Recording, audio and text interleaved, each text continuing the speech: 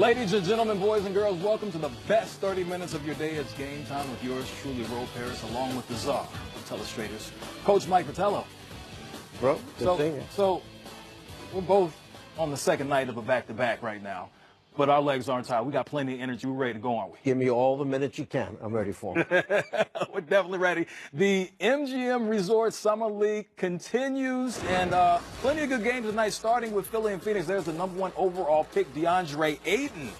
Well, it's good to see a high pick still playing in the playoffs out there. Right? We'll see more of him in a second. Isaiah Miles dropping him from three. We'll see more of him plenty later on, but there, DeAndre Ayton. Well, big man has dominated the entire Summer League. This was not one of his better games. It was not. More on him in a second, but first off, Furkan Korkmaz. He's dropped 40 before, so he knows exactly how to get buckets. He had 18 tonight. The floater right there. Ties the score at 58. To the fourth quarter we go. Demetrius Jackson, that is a steal, and he shows the house. Big man holding the ball behind his head. Forget those little guys come around. Yeah, that's usually not the smart thing. He'll learn, though, and he recovers right here with a nice dunk.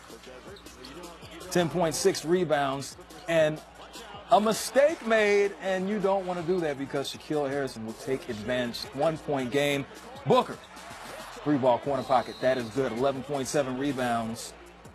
Philadelphia, 2-point victory over the Suns. Phoenix's first loss.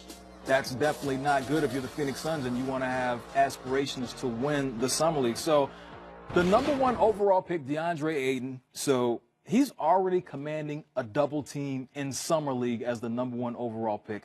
What do you like about his game so far? Once again, we have to start out by saying, remember, it's only Summer League. However, having said that, against the bigger opponents, he has completely dominated thus far. Going into tonight's game, he was averaging 16 points a game, 11 rebounds a game, shooting 67% from the floor. He's got a nice little touch from that 17-foot area. Did not have one of his better games tonight, just 4 of 10 from the floor. Only got to the free throw line for 2 attempts, no assists tonight. So he's played better up to this point, and could it be that the practices, the number of games in very few days are starting to catch up? Yes, they definitely are. But like I said at the beginning, they might be tired. We're not tired. We're going to keep things moving. Another one of the lottery picks played tonight, and there he is right there, Jaren Jackson Jr., leading the Grizzlies against the OKC Thunder. I mean, he's definitely an eye-opener for you, Coach, so far. Out of this young man, when you realize he's just 18 years old, he has not turned 19 yet. He's 6'11", 235 pounds, does things with his left hand, does it with his right hand, can defend the rim. A lot of things to like about him. That pass out of the double team, gotta like that. Finds DJ Stevens for the dunk. Memphis up by 21. To the fourth quarter we go. Javon Carter finds Jackson again.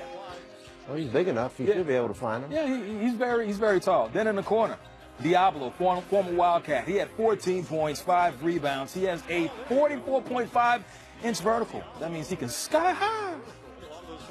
Fourth quarter, defense. That is the name of the game. Get that shot out of here. Yes, that's how you get it done. Jaren Jackson showing the length. And he's blocked shots with both hands tonight. Blocks with the left, he's blocked with the right early. He's averaging 2.5 blocks per game in the Summer League. Right at his average, gets above that with 3 blocks tonight against the Oklahoma City Thunder. After the game, Roz Golden-Wood had caught up with the big man. Jaren, as you continue to play in Summer League, and also as the intensity of this tournament now starts to pick up, what are you finding helps get you rhythm offensively at this level? Just being patient. You can't force it.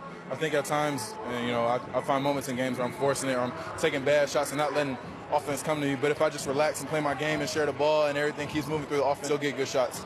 Do you ever feel like that on the defensive end? Because you had 3 big blocks, and it feels like you're committing to something that's making you successful. That's what we all commit to. It's defense. That's what we're known for as a team, and that's our staple. So I'm supposed to help the guards if they get beat, and they're supposed to help me by not getting beat. So it's the same thing. Teamwork makes the dream work.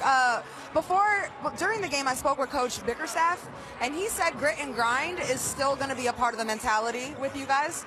What do you think grit and grind mentality means to you? Ooh.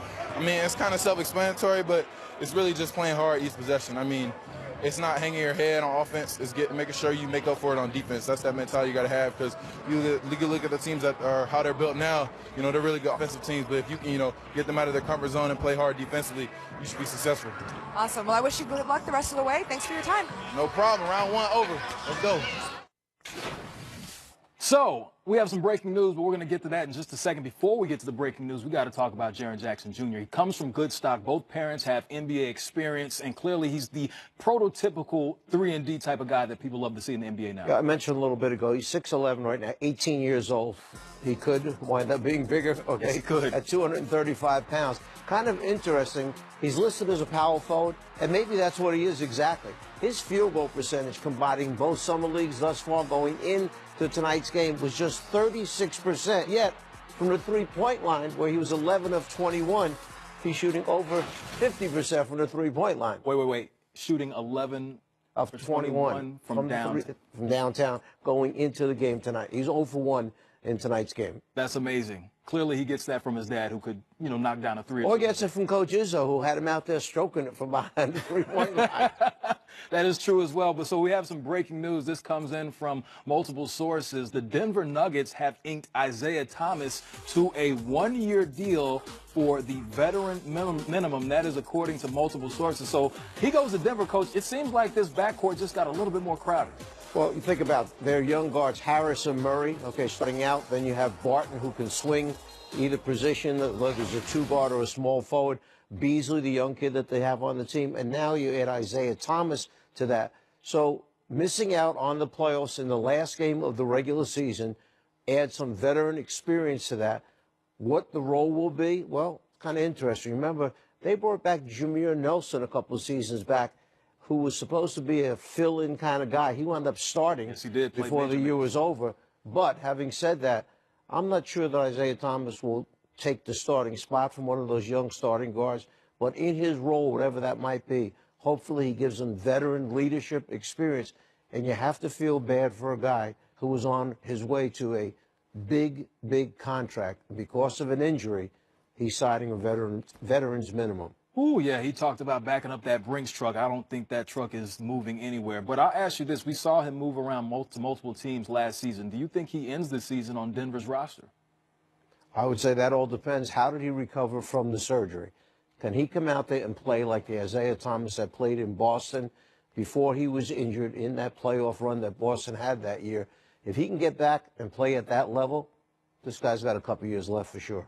Well, it'll be definitely interesting to see what IT can do this season. Well, there's been a number of young players giving kids the business so far this summer. But have they caught the eye of the Czar, the telestrator? Part 2 of our Summer League Eye Opener is coming up.